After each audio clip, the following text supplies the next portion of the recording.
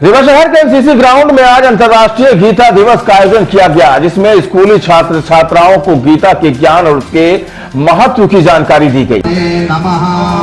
श्री भगवान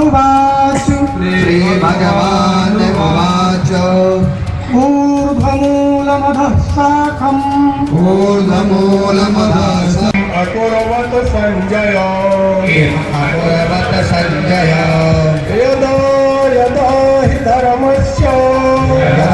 यदा हि धर्मस्य ग्लानिर्भवति भारत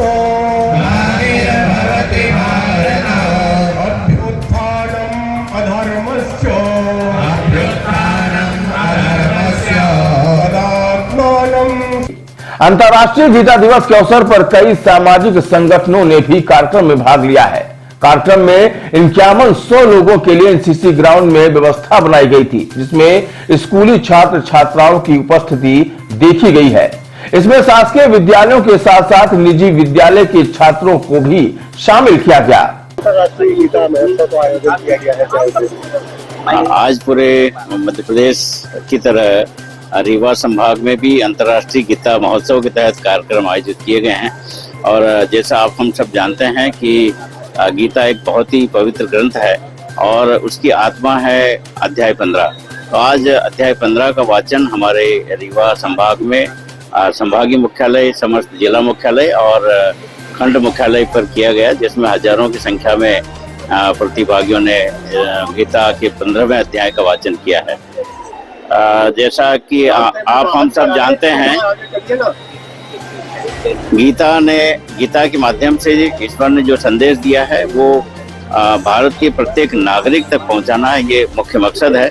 और भारतीय नागरिक में संस्कार विकसित हो तथा संपूर्ण विश्व में शांति स्थापित हो तथा नागरिक अपने कर्तव्यों की ओर ज्यादा ध्यान दें, ये मुख्य मकसद था। तो निश्चित तौर पर ये आज जो कार्यक्रम आयोजित किया गया है, ये इस कार्यक्रम के माध्यम से गीता का संदेश जन जन तक पहुंचेगा और ये संदेश भारत के प्रत्येक नागरिक इन संदेशों को समझेंगे और अंतःकरण करेंगे तथा अपने आचरण में लाएंगे। बहुत बहुत धन्यवाद। बताया गया कि विश्व गीता प्रतिष्ठानम के सहयोग से 1 दिसंबर को यह आयोजन अंतर्राष्ट्रीय स्तर पर किया जा रहा है, जिसके लिए जिला प्रशासन के द्वारा पूरे जिले में कार्यक्रम को मनाने के निर्देश पूर्व में ही जारी किए गए थे। बता दें कि श्रीमद् भागवत गीता के 15वें अध्याय का सामूहिक पाठ में कलेक्टर, कमिश्नर सहित कई जनप्रतिनिधि भी शामिल हुए। कार्यक्रम की मुख्य विशेषता गीता के 15वें अध्याय का सामूहिक सस्वर पाठ रहा, जिस दौरान विद्यार्थियों ने एक स्वर में गीता के 15वें अध्याय का पाठ कर आध्यात्मिक ऊर्जा से वातावरण को पूर्णतः पवित्र कर दिया।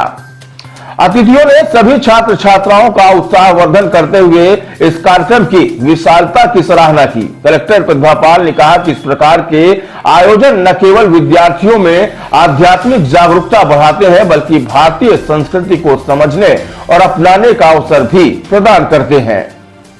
शासन के यशस्वी मुख्यमंत्री मोहन यादव जी के द्वारा शासन के द्वारा संपूर्ण मध्य प्रदेश विश्व गीता जयंती के अवसर का यह भव्य आयोजन किया गया और इसमें अध्याय 15 को विशेष रूप से पूरे विश्व मध्य प्रदेश के अंदर बच्चों के द्वारा उच्चारित किया जाना, यह निश्चित रूप से एक अद्भुत छटा को यहाँ प्रदान कर रहा है। और मेरा ऐसा मानना है कि सभी बच्चों को यह जो कि गीता का हृदय है, जो अध्याय 15 है, वह गीता का हृदय माना जाता है और इस हृदय को ही मध्य प्रदेश शासन ने बच्चों के उद्धारण के लिए चुना है।